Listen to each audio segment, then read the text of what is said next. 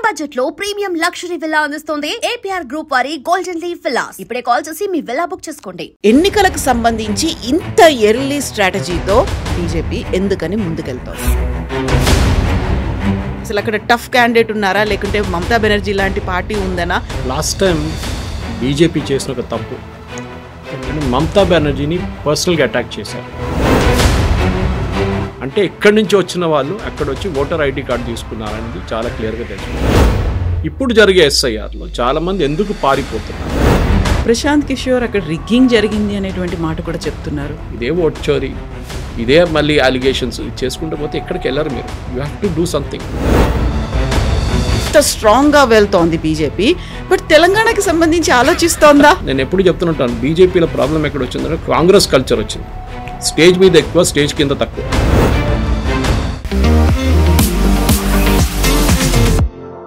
నమస్తే, నేను Kavitha. Welcome to I dream news and నిజాలు. వెస్ట్ బెంగాల్ ఎన్నికలకు సంబంధించి బీజేపీ అందరికంటే ముందుగానే తన స్ట్రాటజీతో దూసుకెళ్తోంది. అందులోనూ ప్రధానంగా వార్ రూమ్ స్ట్రాటజీని కూడా అనౌన్స్ చేసింది. కీలకమైనటువంటి ప్రాంతాల్లో అంతకంటే కీలకమైనటువంటి నేతల్ని కూడా రంగంలోకి దించబోతోంది. ఆ తర్వాత అస్సాం మీద కూడా అదే స్ట్రాటజీని అనుసరించబోతోంది. యాక్చువల్గా ఎన్నికలకు సంబంధించి ఇంత ఎర్లీ స్ట్రాటజీతో బీజేపీ ఎందుకని ముందుకెళ్తోంది? మనతో పాటుగా ఉన్నారు సీనియర్ జర్నలిస్ట్ సురేష్ కొచాతిల్ గారు. సార్ నమస్తే. సో స్పెషల్ ఇంటెన్సివ్ రివిజన్ అనేది జరుగుతున్నప్పుడే బీజేపీ ఈ వార్ రూమ్ స్ట్రాటజీని అనౌన్స్ చేయడం, అందులోనూ 6 డివిజన్స్గా డివైడ్ చేసుకొని ముందుకెళ్ళడం, ఏంటి ఇంత ఎర్లీ స్ట్రాటజీ? అసలు అక్కడ టఫ్ క్యాండిడేట్ ఉన్నారా, లేకుంటే మమతా బెనర్జీ లాంటి పార్టీ ఉందనా? కష్టమైనటువంటి పరిస్థితులు ఉన్నాయా? లాస్ట్ టైం బీజేపీ చేసిన ఒక తప్పు ఏంటంటే మమతా బెనర్జీని పర్సనల్గా అటాక్ చేశారు. గుర్తుంటుంది, మోదీ గారు దీదీ ఓ దీదీ అని చెప్పి స్పీచ్లో కూడా చెప్తున్నాను. ఈసారి బీజేపీ వాళ్ళ స్ట్రాటజీ మార్చుకున్నారు. మమతా బెనర్జీని అటాక్ చేయకుండా టీఎంసీ స్ట్రక్చర్ని అటాక్ చేద్దాం అనుకుంటున్నారు. అంటే వాళ్ళ పైన ఉన్న సీట్ మీద అటాకింగ్ ఉంటుంది అన్నమాట. దానికి ఎస్ఐఆర్ నడుస్తున్నప్పుడు ఒకటి బెంగాల్లో ఇప్పుడున్న అంచనా ప్రకారం ఆల్మోస్ట్ ఈక్వల్ టు బీహార్ 7.9 ఆ రేంజ్లో ఉంది. 8 crore ఓటర్స్ ఉన్నారు. దీంట్లో స్వరాజ్య మ్యాగజైన్ చేసిన ఒక డీటెయిల్ స్టడీ, అది ఇండిపెండెంట్గా చేసిన ఇంకో స్టడీ యాక్చువల్లీ రీసెర్చ్ చేసుకొని 2002 నుంచి ఇప్పుడు దాకా 2025కి ఎంతమంది పుట్టినప్పటి నుంచి వెస్ట్ బెంగాల్ సెన్సస్ ప్రకారం 2011 సెన్సస్ ప్రకారం 2025 వచ్చేదాకా ఎంతమంది రోల్స్లో ఉండాలి, ఎంతమంది చనిపోయారు, నేషనల్ డేటాబేస్ని తీసేశారు, 34 లక్షల మందిని voter ID card Aadhaar cards deactivate చేశారు యూఐఏడిఐ లాస్ట్ వీక్ వెస్ట్ బెంగాల్లో. ఈ డేటా అంతా అనలైజ్ చేసిన తర్వాత మైగ్రేషన్ యాజ్ పర్ 2011 సెన్సస్ చేశారు. పర్మనెంట్లీ డూప్లికేట్ ఓటర్స్ లిస్ట్లో కూడా చాలా మటుకు ఒక పర్సంటేజ్ బీహార్ బట్టి వేశారు. అన్నీ చూసుకున్నప్పుడు 1.4 కోటి మంది వెస్ట్ బెంగాల్లో ఎక్కువ ఓటర్స్ ఉన్నారని తెలిసిపోయింది. ఇది చాలా మటుకు ఓపెన్ సీక్రెట్. ఎందుకంటే ముషీదాబాద్, మాల్డా, 24 పర్గనాస్లంతా వెస్ట్ బెంగాల్ పాపులేషన్ కన్నా ఎక్కువ ఓటర్లు ఉన్నారు. ఆ డిస్ట్రిక్ట్లో ఉన్న పాపులేషన్ కన్నా ఓటర్లు ఎక్కువ ఉన్నారు. అదే ఎట్లా ఉండొచ్చు? ఉండలేరు కదా. ఎందుకంటే పాపులేషన్ అనగానే 18 కన్నా తక్కువ ఉన్న వాళ్ళు కూడా ఉన్నారు పాపులేషన్లో. అదే మీరు ఆ పర్సంటేజ్ ఇస్తే కూడా ఇంకా ఎక్కువ అవుతున్నారు ఇప్పుడు ఓటర్లు అన్నమాట. So it cannot be. అన్ని రాష్ట్రాల్లో 10 నుంచి 12% మంది అక్కడిక్కడ ఎక్కువ ఉంటారు. కొన్ని ఓటర్ గ్రోత్ ప్యాటర్న్ ఉంటుంది. వెస్ట్ బెంగాల్లో 48% ఓట్ పర్సంటేజ్ గ్రోత్ 5 yearsలో, విచ్ ఇస్ ఇంపాసిబుల్. అంటే ఎక్కడి నుంచి వచ్చిన వాళ్ళు అక్కడ వచ్చి ఓటర్ ఐడి కార్డు తీసుకున్నారనేది చాలా క్లియర్గా తెలిసిపోతుంది. ఇప్పుడు జరిగే ఎస్ఐఆర్లో చాలామంది ఎందుకు పారిపోతున్నారు, వెస్ట్ బెంగాల్ నుంచి బంగ్లాదేశ్ వైపు ఎందుకు పారిపోతున్నారు అంటే 2002 సెన్సస్ని 2002 ఓటర్ రోల్ నుంచి స్టార్ట్ చేస్తున్నారు. 2024 కాదు, 2024 అక్కడే ఉంటుంది. 2002లో మీ అమ్మగారు నాన్నగారు ఉంటే అక్కడి నుంచి ఒక లింక్ పెట్టుకొని తీసుకొస్తున్నారు, ఫ్యామిలీ ట్రీ లాగా. మీరు అది ప్రూవ్ చేయలేకపోతే you are not an Indian citizen. ఎక్కడో మీ మదర్ ఫాదర్ డీటెయిల్స్ ఉంటుంది, నేషనల్ డేటాబేస్లో ఉంటుంది ఎక్కడో. ఏదో ఒక ఎలక్షన్ 2002 కాకపోతే దానికన్నా ముందున్న ఎలక్షన్లో కూడా మీ అమ్మగారు నాన్నగారు పేరు ఉంటుంది. అక్కడి నుంచి మీ లైన్ స్టార్ట్ అవుతుంది అన్నమాట. సో దానికి మీరు డాక్యుమెంట్స్ ఇస్తారు, మీ 10th క్లాస్ సర్టిఫికేటో ఏదైనా ఇచ్చినప్పుడు మీకు ప్రూవ్ అయిపోతుంది that you are a part of it అనేది. లేకుంటే 2024 డేటాబేస్ తీసి 2002తో కంపేర్ చేస్తే మీ నాన్నగారి పేరు, అమ్మగారి పేరు, ఎవరో పేరు ఉంటుంది దాంట్లో. So that automatically you are qualified for voter roll. Bihar ఎన్నికల్లో ఇట్లానే కంపేర్ చేస్తే 3 కేటగిరీల్లో బయటపడ్డారు. ఏంటి? ఒకటి వెరీ క్లియర్లీ డెడ్ ఓటర్స్, చనిపోయిన వాళ్ళు. దీంట్లో ఎలక్షన్ కమిషన్ ఆఫ్ ఇండియాకి యుఐడిఏ చాలా హెల్ప్ చేశారు. వెస్ట్ బెంగాల్లో 34 లక్షల మంది లాస్ట్ 5 నుంచి 10 సంవత్సరాల లోపల చనిపోయిన వాళ్ళు ఉన్నారు. ఇంకా ఎక్కువ ఉండొచ్చు, కానీ వాళ్ళ దగ్గర ఉన్న డేటాబేస్ ప్రకారం. కానీ ఈ కార్డులో చాలా మటుకు కార్డు ఇప్పుడు కూడా వాడుకుంటున్నారు ఎవరో. ఆలోచించండి, చనిపోయిన వాళ్ళ కార్డులు they are use for SIM activation, ration card, voter ID card verification, అన్నిటికీ ఇది వాడుకుంటున్నారు ఎవరో. సో వీళ్ళేం చేశారు, డీయాక్టివేట్ చేసి పడేశారు. ఆ 16 డిజిట్ ఇప్పుడు ఎవరైనా ఎంటర్ చేస్తే does not exist, simple as that. So ఇదొక పెద్ద మూవ్ చేశారు.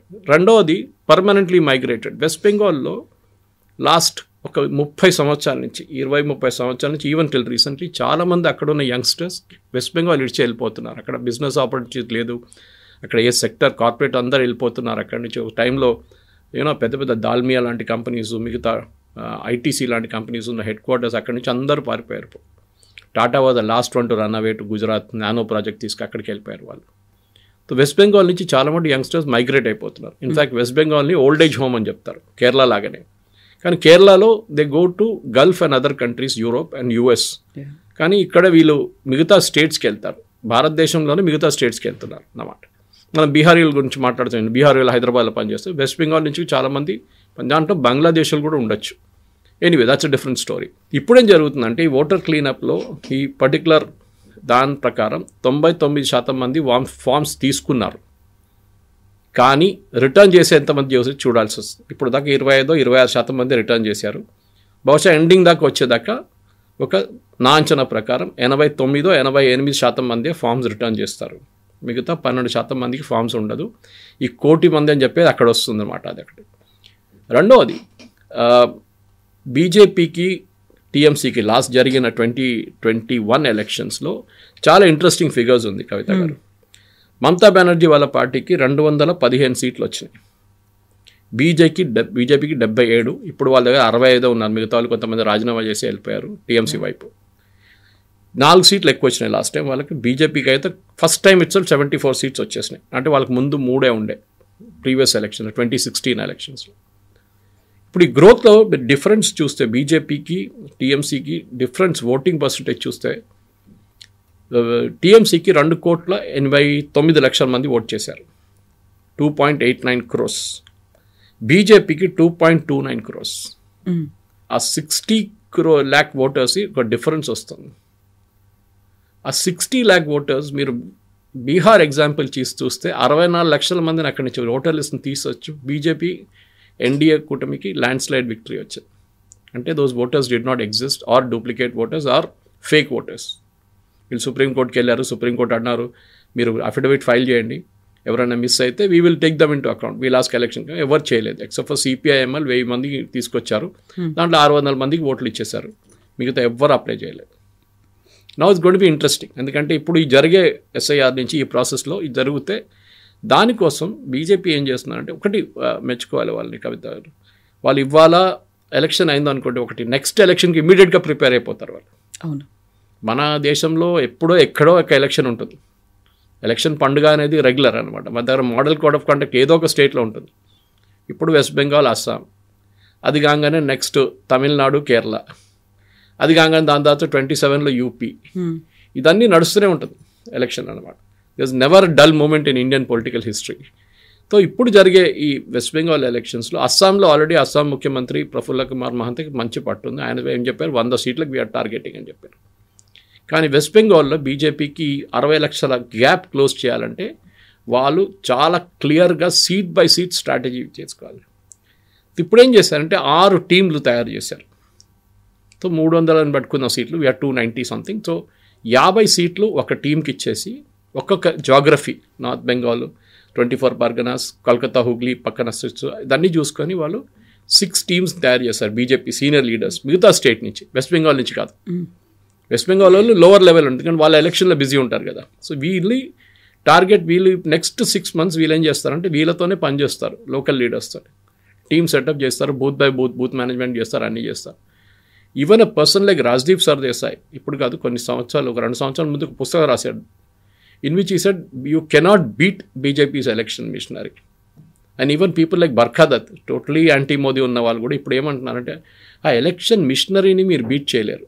కాంగ్రెస్ వాళ్ళు చేయాల్సింది అది. ఇప్పుడు ఇక్కడ బీజేపీ ప్రిపరేషన్ చేస్తున్నప్పుడు కాంగ్రెస్ వాళ్ళు ఇప్పుడు కూడా ఓట్ చోరీ అది ఇది రామ్లీలా మైదాన్ మీటింగ్ అని పెట్టుకుంటున్నారు. You should have started your Bengals preparation now. కానీ లాస్ట్ ఎలక్షన్లో 2021 ఎలక్షన్స్లో కాంగ్రెస్కి సిపిఎం వీరిద్దరు పొత్తు పెట్టుకున్నప్పుడు వీళ్ళకి వచ్చింది 0. ఒక్క సీట్ కూడా రాలేదు. ఆలోచించండి, CPM ruled the state for 30+ years, Jyoti Basu నుంచి బుద్ధదేవ్ భట్టాచార్య దాకా. కానీ ఇప్పుడు వాళ్ళకి ఒక్క సీటు కూడా రావట్లేదు. ఆ దారుణమైన పరిస్థితికి వచ్చేసారు. ఇదే మమతా బెనర్జీ ముందు కాంగ్రెస్లో ఉండే. వీళ్ళిద్దరు కలిసి పోటీ చేశారు ఒక 2 ఎలక్షన్ల ముందు. కానీ దాని తర్వాత మమతా బెనర్జీ వెంటన్నారు, కాంగ్రెస్ 0. కొంచెం కాంగ్రెస్ వాళ్ళు ఆలోచించాలి, మాకు ఒక 10 సీట్లైనా రావాలంటే we should start preparing now. అదే ఓట్ చోరీ బీహార్ ఎలక్షన్ పోయింది అది ఇదని చెప్పి రామ్లీలా మైదాన్ మీటింగ్ పెట్టుకుంటే మీకు జనవరి వచ్చేస్తుంది, మీకు టైం ఉండదు, నెక్స్ట్ ఎలక్షన్ అనౌన్స్మెంట్ అయిపోతుంది, మీకు ప్రిపేర్ చేయడానికి టైం ఉండదు. ఇదే బీహార్లో జరిగింది కదా. బీహార్లో క్యాండిడేట్ సెలక్షన్ టైంలో రాహుల్ గాంధీ కొలంబియాకి వెళ్ళిపోయారు. అక్కడ ఉండాల్సింది ఆ టైంలో. అశోక్ గెహ్లోట్ గారిని పంపించి ఏం చేసుకుంటారు? He has limited power Ashok Gehlot. So Ashok Gehlot గారిని పంపించారు. మేనిఫెస్టో రిలీజ్లో తేజస్వి ఫోటో ఉంది కవర్ మీద, రాహుల్ గాంధీ ఫోటో లేదు. ఇదంతా జరిగిన తర్వాత మనం చూసాం 12 సీట్స్లో వాళ్ళు ఫ్రెండ్లీ కాంటెస్టెంట్ పెట్టుకున్నారు. అంటే వీళ్ళు పోటీ చేసుకున్నారు. ఇప్పుడు కాంగ్రెస్లో ఉన్న 46 మంది నేతల్లో బీహార్కి షోకాస్ నోటీస్ ఇష్యూ చేశారు కాంగ్రెస్ వాళ్ళు. అరే మీరే అన్నారు కదా ఓట్ చోరీ అయిందని, మళ్ళీ ఎందుకు షోకాస్ నోటీసు? వాళ్ళేమంటున్నారు, క్యాండిడేట్ సెలెక్షన్ తప్పుండే, ఒక ఇన్ఛార్జిని పెట్టారు అలవారు అని చెప్పి, మన తెలుగు స్పీకింగ్ స్టేట్స్ నుంచి, రాహుల్ గాంధీ క్లోజ్ ఫ్రెండ్. ఆయనకి బీహార్ జాగ్రఫీ తెలియదు, హిస్టరీ తెలియదు, ఏం తెలియదు. ఆయన తీసుకొచ్చి మీరు అబ్జర్వర్గా పెట్టారు. సో చాలు, తారిక్ అహ్మద్ గారు మన అన్నారు, ఆయనకి అసలు ఏం తెలియని మనిషిని తీసుకొచ్చి పెడితే ఏం చేయాలని కాంగ్రెస్ ఎంపీ అంటున్నారు. డెఫినెట్గా ఓడిపోయారు దానికోసం. ఇప్పుడు వెస్ట్ బెంగాల్ ఏం చేయబోతున్నారు మీరు? 298 అంటే చిన్న ఫిగర్ కదా, 96 సీట్లు అంటే చిన్నది కాదు. You should select the candidates right now. ఇప్పటి నుంచి మీ వర్క్ స్టార్ట్ చేయాలి. సిపిఎంతో మాట్లాడి వాళ్ళతో పొత్తు పెట్టుకొని ఎన్ని సీట్లు వాళ్ళు పోటీ చేస్తారు, ఎన్ని సీట్లు మీరు పోటీ చేస్తారు, ఎన్ని సీట్లు సిపిఐ పోటీ చేస్తారు, ఇదంతా మీరు డిసైడ్ చేయాలి. టైం ఇప్పుడు. ఆ టైంలో మీరు కనిపించకుండా పోయి అక్కడ రామ్లీలా మైదాన్ మీటింగు, ఇక్కడ ఓట్ చోరీ అని చెప్పి నడవదు. ఇన్ఫ్యాక్ట్ ఇవాళ పొద్దున కూడా was coming, I was watching Mojo story, మన బర్ఖాదత్. దాంట్లో యశ్వంత్ దేశ్ముఖ్ ఆఫ్ మన పోలింగ్ చేస్తుంటారు చూడండి, ఆయన సీ ఓటర్, ఆయన అంటున్నారు బీహార్లో ఆయన 1,00,000 మంది దగ్గర వాళ్ళ టీం మాట్లాడారంట ఆఫ్టర్ ఎలక్షన్స్. మీరు ఎందుకు ఓటేశారు, మీరు ఏ కారణానికి, ఏ రీజన్, అన్ఎంప్లాయ్మెంటా లేకుంటే అక్కడున్న ఈ లా అండ్ ఆర్డరా, అట్లా చాలా మటుకు ఉమెన్స్ బెనిఫిట్స్ అదన్నీ మాట్లాడితే ఓట్ చోరీకి 2% నుంచి 3% కూడా సపోర్ట్ లేదంట. That's the least of the priorities. కానీ మీరు దానంటే వాడు ఉన్నారు 3%, 2% అంటే మీకు ఏం బెనిఫిట్ వస్తుంది? ఎలక్షన్ అయిపోయింది, the patient has died, postmortem అయిపోయింది, మీరు దాని మీద మళ్ళీ వెళ్ళి కూర్చుంటారు ఏంటి? నాకు అర్థం కాదు వీళ్ళకి. You should look at the next election, Assam కానివ్వండి, వెస్ట్ బెంగాల్, దాని మీద నిఘా పెట్టి దాని మీద పనిచేయండి కష్టపడి. అది చేయకుండా ఇదే స్ట్రాటజీ మళ్ళీ. అదే సేమ్ టైం మీరు చూడండి కవిత గారు, BJP has appointed incharges including Andhra నుంచి మధుకర్ గారు అని చెప్పి, ఐ థింక్ ఇది ఆర్ఎస్ఎస్ అపాయింటీ ఇంటూ బీజేపీ, ఆయన్ని పెట్టారు. అలా ఎంతమంది, సిటీ రవి కర్ణాటక నుంచి, ఆయన నుంచి అక్కడ ఇన్ఛార్జ్గా పెట్టారు. ఇద్దరిది ఒక టీం క్రియేట్ చేసి 6 జోన్స్గా వాళ్ళు డివైడ్ చేసుకున్నారు. This is planning. ఈ ప్లానింగే మైక్రో ప్లానింగ్ నుంచి మీకు మొదలవుతుంది. దిస్ ఇస్ వాళ్ళ దగ్గర ఉన్న దోపర్చి సిస్టమ్ కానీ, పన్నా ప్రముఖులు కానీ, ఇదన్నీ చేస్తున్న వాళ్ళదే. అది కాకుండా ఆర్ఎస్ఎస్ వాళ్ళు వాళ్ళ జనజాగరణ చేసుకుని ఉంటారు. వాళ్ళు ఆల్రెడీ 100 yearsకి వాళ్ళు జనజాగరణ చేస్తున్నారు. వాళ్ళు that is nothing to do with politics. కానీ నాకు అది మళ్ళీ అదే surprised. Akhilesh Yadav possibly prepared ఉన్నాడేమో యూపీ ఎలక్షన్ 2027, కానీ రాహుల్ గాంధీ ప్రిపేర్డ్ కాలేడు. ఆయన ఆ టైంలో అక్కడ వెళ్తారు, చేయి ఊపుతారు, రాదు మీకు ఓట్లు అప్పుడు. You have to prepare right now. And micro manage చేయాల్సి వస్తుంది ప్రతి సీట్కి, ప్రతి బూత్కి. ఎప్పుడు అమిత్ షా గారు చెప్తుంటారు, booth management is the most crucial part of every election అని. ఆ చోట్ల ఆ పక్కనున్న ఆ బూత్ వరకు పక్కనున్న అందరు తెలుసు వారికి. వాళ్ళు 10, 11, 12 గంటలకు రాకపోతే ఫోన్ చేయడం మొదలు పెడతారు, మీరు ఎక్కడున్నారు సార్, రాలేదు ఇంకా ఓటింగ్ అని ఫోన్ చేస్తారు వాళ్ళు. That is how booth management is done. అది కాదు, ఓట్ చోరీ జరిగింది, ఇంతమంది 5 గంటల తర్వాత ఓటేశారు, ఫామ్ 17 తర్వాత లేట్ ఇచ్చారు, మహిళలంతా పురుషులంతా మీరు బైఫికేషన్ ఇవ్వలేదు. You can do all that after election. మీరు ఛాలెంజ్ చేయంటే 45 రోజులు మీకు టైం ఉంది. ఇప్పుడు ఆల్రెడీ 10 రోజులు పోయిన. ఇవాళ దాకా ఒక్క క్యాండిడేట్ కూడా బీహార్లో కాంగ్రెస్ వైపు నుంచి పిటిషన్ వేయలేదు కోర్టులో. మీరు ఛాలెంజ్ చేయొచ్చు కదా. యూ డూ దట్, లీడర్షిప్ అనేది is to lead, not to complain. ఇప్పుడు ఏమైపోయిందంటే లీడర్ ఎవరైనా కానీ మీరు అలెగ్జాండర్ ద గ్రేట్ నుంచి మన చాళుక్యాలు, మన చోళాలు, వీళ్ళందరినీ తీసుకోండి, శివాజీ, ఎవ్రీబడి, వాళ్ళు తప్ప ఎప్పుడు జరిగిందో they accepted and they moved on with it. Prashant Kishor అక్కడ రిగ్గింగ్ జరిగింది అనేటువంటి మాట కూడా చెప్తున్నారు. ఆయన ఇంకో మాట కూడా చెప్పారు దాంతోపాటు, but I have no proof అన్నారు. అవును. సో మీరు ఒక అలిగేషన్ చేసేటప్పుడు మీ దగ్గర ప్రూఫ్ ఉండాలి. ప్రూఫ్ ఏం లేదు, బట్ అలిగేషన్ చేస్తున్నాను కదా, రాహుల్ గాంధీ చెప్తున్నాను, నేను కూడా చెప్తున్నాను, అది కాదు. And he was very clear, I don't have proof. Proof లేనప్పుడు నోబడీ విల్ యాక్సెప్ట్ ఇట్. ఒక్క 1% అయినా ప్రూఫ్ ఉండాలి దాంట్లో, అది లేదు మీ దగ్గర. లేనప్పుడు మీరు ఏం చేస్తారు? సో ఈ వెస్ట్ బెంగాల్లో జరిగే దాంట్లో ఈచ్ రీజన్కి వాళ్ళు తీసుకొని చేస్తున్నది కాంగ్రెస్ కూడా ఒక లెసన్. నేను పొద్దున్నుంచి మన దగ్గర 3వ ఛానల్ ఇది, where I'm speaking on the same subject. ఎందుకు చేయట్లేదు అనేది ఒక బాధ అనిపిస్తుంది. ఎందుకంటే we need a good opposition Kavitha garu, we need a strong opposition. Opposition లేదు మన దగ్గర. మన దగ్గర ఉన్న అపోజిషన్ ఏంటి? రాహుల్ గాంధీ గారు అప్పుడప్పుడు కనిపిస్తారు, అప్పుడప్పుడు గాయమైపోతారు. మళ్ళీ ఆయన క్యాండిడేట్ సెలక్షన్లు ఆయన దగ్గర. ఇప్పుడు చూడండి హైదరాబాద్లో ఇప్పుడు డీసీసీ చీఫ్స్ని పెట్టారు వీళ్ళు ఇక్కడ, అది ఇంకో స్టోరీ. దాంట్లో హైదరాబాద్ కాన్స్టిట్యున్సీకి హైదరాబాద్ డిస్ట్రిక్ట్ అపాయింట్ చేసిన మనిషి ఇక్కడ వాళ్ళకి ఎవరికి తెలియదు. Imagine, nobody knows him, is from Kurnool originally. కానీ ఎక్కువ మాట్లాడలేదు, ఎందుకంటే రాహుల్ గాంధీ మనిషి, ఆయన రాహుల్ గాంధీ ఇన్నర్ క్యాబినెట్లో ఉన్న మనిషి. Same thing happened in Bihar, all over ఆయన పంపించారు అక్కడికి. Who knows? మీరు గ్రౌండ్ లెవెల్లో సపోర్ట్ లేని మనుషులు తీసుకొచ్చి పెడితే మీ కాడర్ కూడా మిమ్మల్ని సపోర్ట్ చేయరు. ఇది ముందు మొఘల్ టైంలో ఇక్కడ ఒక లోకల్ గవర్నర్ని అపాయింట్ చేస్తుండే. మన ముందు నిజాములు కూడా అదే ఉండే, they were vassals of the main Aurangzeb. తర్వాత ఆయన చనిపోయిన తర్వాత కదా వీళ్ళు ఇండిపెండెంట్ అయిపోయారు టోటల్. అంటే ఆయన పని ఏంటి? ఇక్కడ వచ్చి మేనేజ్ చేయడం, ఫార్ ద కింగ్ వీళ్ళు మేనేజ్ చేస్తారు ఇక్కడ వచ్చి, లోకల్ నవాబ్లు వీళ్ళు. ఇది కూడా అదే నడుస్తుంది ఇప్పుడు. మీరు you appoint locals who know. మీరు ఇప్పుడు అంజన్ కుమార్ యాదవ్ని తీసి మీరు ఈయన పెట్టారు, ఆయనకి ఏం తెలుసు? ఏం తెలియదు. కర్నూలు మంచి, ఆయన ఇక్కడ వచ్చి ఏం చేసుకుంటాడు? రాహుల్ గాంధీ మంచి, అచ్చచ్చ ఎక్కువ మాట్లాడకండి, టచ్ చేయదు. వాళ్ళు పొద్దున్న పేపర్లో వచ్చింది, none of them are prepare to speak local leaders because they are scared. Politics ఉంటుంది, ప్రాబ్లం ఉంటుంది. ఈవెన్ క్యాండిడేట్ అనౌన్స్మెంట్లో రెబెల్ క్యాండిడేట్స్ వీళ్ళు అందరూ వస్తారు.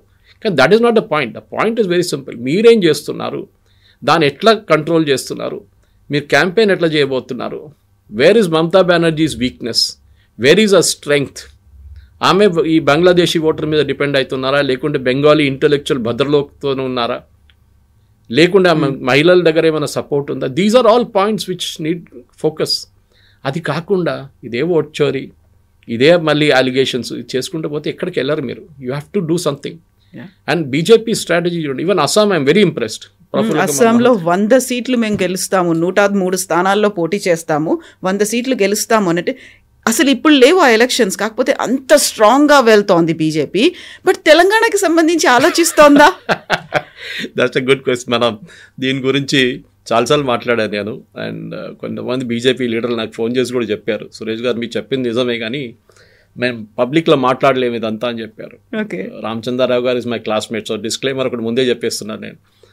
అది కాదు, తెలంగాణలో నాకు అర్థం కావట్లేదు ఏం జరుగుతుంది. ఎందుకంటే ఒకవైపు ఈట్ల రాజేందర్ గారు ఏమో రిలీజియన్ని తీసుకురాకూడదు పాలిటిక్స్ అని చెప్తున్నారు, అటువైపు సంజయ్ గారు ఏం చెప్తున్నారు 20% ఉన్న ముస్లిమ్స్ కలిసి ఉంటే కంబైన్డ్గా ఓటేస్తున్నారు, 80% ఉన్న హిందువులు ఎందుకు చేయట్లేదు, బీజేపీ అది ఎక్స్ప్లాయిట్ చేయాలి కదా అని చెప్తున్నారు. అది బీహార్లో అదే జరిగింది కదా. బీహార్లో అన్ని క్యాస్ట్లు కలిపి, అక్కడ రిలీజియన్ కాదు, అక్కడ క్యాస్ట్ కలిపి ఓటేశారు ఒకటే వైపు వచ్చి. హర్యానాలో అదే జరిగింది. మీరు జాట్ అని చెప్పి హూడాని తీసుకొచ్చి హూడా ముఖ్యమంత్రి అని చెప్పగానే నాన్ జాట్స్ అందరు కలిసి కాంగ్రెస్ వ్యతిరేకంగా ఓటేశారు. అది బీజేపీ దాన్ని ఎక్స్ప్లాయిట్ చేయడానికి #1 ఛాంపియన్స్ వాళ్ళు. కానీ తెలంగాణలో మీరు ఎందుకు చేయలేకపోతున్నారు? జూబ్లీ హిల్స్లో కూడా చాలా లాస్ట్ మినిట్ అనౌన్స్ చేశారు. ఇప్పుడు ఖైరతాబాద్ వస్తుంది. ఇప్పుడు డెఫినెట్గా దానం నాగేందర్ రాజీనామా చేయబోతున్నారు ఇవాళ రేపట్లో, ఈ రూలింగ్ వచ్చే ముందే. అక్కడ కడియం శ్రీహరి గారిది ఒక సీట్ ఉంటుంది, అది పక్కన పెట్టండి, అది స్టేషన్ కాన్పూర్. కానీ ఇక్కడ సిటీలో మీరేం చేయబోతున్నారు? It be repeat of Jubilee Hills. And local body elections, panchayat elections మీరు ఎందుకు అనౌన్స్ చేయట్లేదు? నేను దీనికన్నా ముందు కూడా కవిత గారు చెప్పాను అనుకుంటారు, ఇక్కడ జిహెచ్ఎంసీ ఎలక్షన్స్ రాబోతుంది, మీకు 45 స్థానాలు మీ దగ్గర ఉండే. What have you done about it? మీరు చేయాలి కదా. మీరు మీ క్యాండిడేట్స్ని, ఉన్న ఎగ్జిస్టింగ్ క్యాండిడేట్స్ని సపోర్ట్ చేయండి, ఎగ్జిస్టింగ్ వార్డ్ మెంబర్స్, కొత్త వాళ్ళని ఇప్పుడే అపాయింట్ చేయండి. వాళ్ళు పనిచేస్తారు గ్రౌండ్లో 3 నెలలు 4 నెలలు.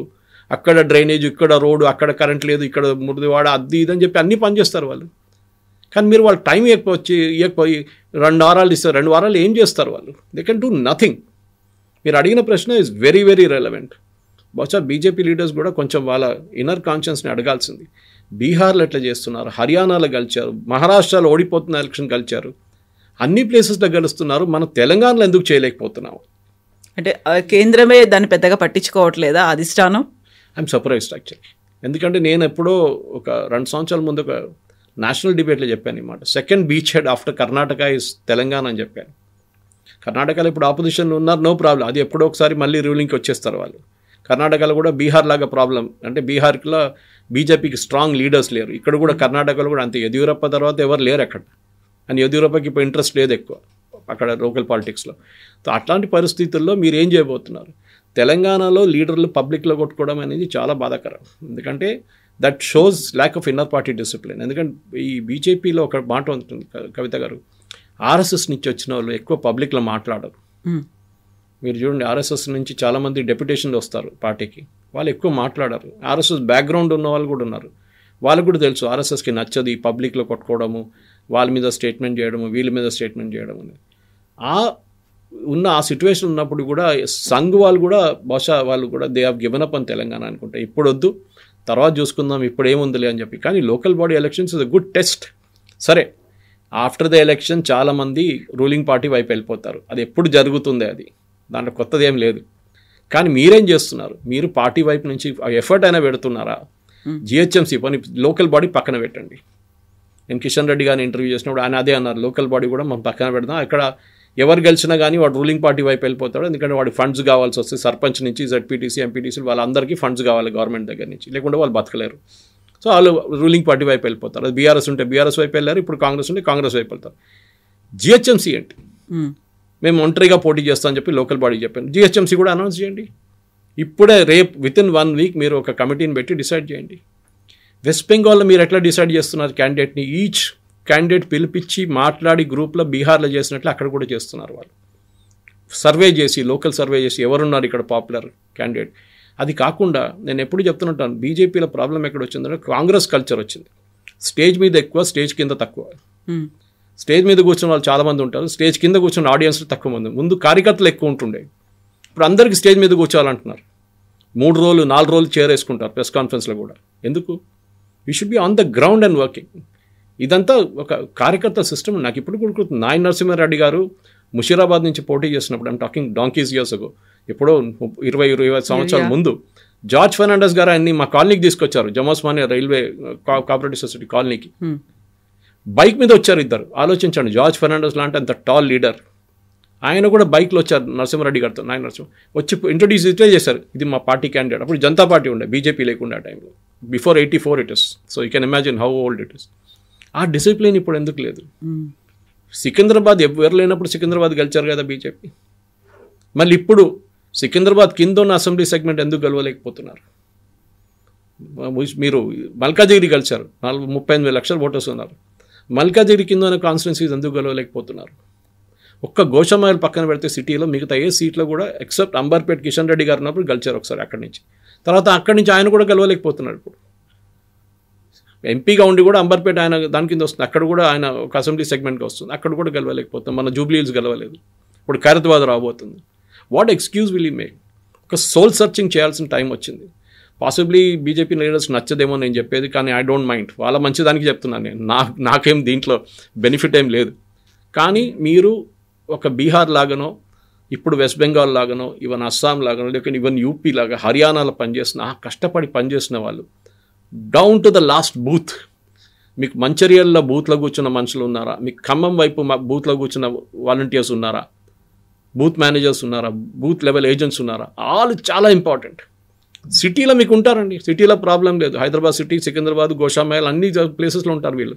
మీరు అక్కడేం చేస్తారు? ఇదే బద్దం బాలరెడ్డి గారు ఇక్కడ నుంచి కార్వా నుంచి కలిసిన సీట్ ఉంది ఇక్కడ ఆ టైంలో. మళ్ళీ దాన్ని కాంటోస్ మార్చేశారు మన రాజశేఖర్ రెడ్డి గారు, కొన్ని పాపులేషన్ అక్కడ ఇక్కడ డీలిమిటేషన్లో మార్చేస్తే దాని తర్వాత బీజేపీ వాళ్ళ దాకా కార్వాన్ గెలవలేదు. ఇట్లాంటి పరిస్థితుల్లో డెఫినెట్గా బీజేపీ హ్యాస్ టు థింక్. అక్కడ వెస్ట్ బెంగాల్లో జరుగుతుంది, ఇక్కడ హర్యానాలో జరిగింది, రాజస్థాన్లో జరిగి, మహారాష్ట్రలో ఉండే, మళ్ళీ ఢిల్లీలో గెలిచారు. Urban environment is like example, Hyderabad is replica of Delhi. ఇప్పుడు హైదరాబాద్ కూడా చూడండి, ఒకవైపు చెవెల్లా కాన్స్టిట్యున్సీ ఉంది, half of Chevella starts from Alvin colony ఇక్కడ నుంచి బాలనగర్ వైపు నుంచి, ఇంకొక వైపు ఏమో చెవెల్లా దాకా ఎండ్ అవుతుంది, అది వికారాబాద్ వైపు. ఇంత పెద్ద కాన్స్టిట్యున్సీలో half the constituency is rural, half the constituency is totally high tea district, అదంతా వస్తుంది మీకు శేర్లింగంపల్లి అంతా. మీరు ఎట్లా డీల్ చేస్తారు? ఐ అడ్మైర్ కొండా విశ్వేశ్వరరెడ్డి గారు ఫర్ దాట్. ఎందుకంటే ఈ ఒక కాన్స్టిట్యున్సీలో కంప్లీట్ రూరల్ అంటే ఈజీ, హ్యాండిల్ చేయడం చాలా ఈజీ. ఒక అర్బన్ కాన్స్టిట్యున్సీ ఒకటి ఉంది, రూరల్ కాన్స్టిట్యున్సీ ఒకటి ఉంది. Secunderabad is totally urban constituency, ఆ ప్రాబ్లం లేదు అక్కడ. దీన్ని మైక్రో మేనేజ్ చేయడం అంటే చాలా ఇంపార్టెంట్. ఎందుకంటే హైదరాబాద్ ఇప్పుడు డీలిమిటేషన్లో కూడా, ఇప్పుడు రాబోయే డీలిమిటేషన్లో Hyderabad will get about 25 extra seat assembly segments రాబోతుంది అంటున్నారు. మీరు ఎట్లా హ్యాండిల్ చేస్తారు దాన్ని? ఆ 25 Malkajgiri itself will be split. ఒక లోక్సభ 40 లక్షలు ఏంటండి, టూ మచ్. మినిమం 3 చేయాల్సింది దాన్ని. సో అప్పుడు మీరేం చేస్తారు? దాని స్ట్రాటజీ ఏంటి? అక్కడ లోకల్ లీడర్స్ని ఎట్లా డెవలప్ చేస్తారు? ఏదో కొత్త కొత్త తీసుకుంటే ఆర్ఎస్ఎస్కి నచ్చదు. వాళ్ళ దగ్గర 30 సంవత్సరాలు 40 సంవత్సరాలు పనిచేసిన చాలామంది స్వయం సేవకులు కార్యకర్తలు ఉన్నారు, వాళ్ళ కోసం టికెట్లు ఇవ్వమంటారు. కొత్త వాళ్ళు వచ్చి మాకు టికెట్లు కావాలంటారు. అది ఎట్లా నడుస్తుంది? So you should plan your way out. అది జరగాల్సిందే చాలా మటుకు. Yes sir, thank you so much sir, thank you.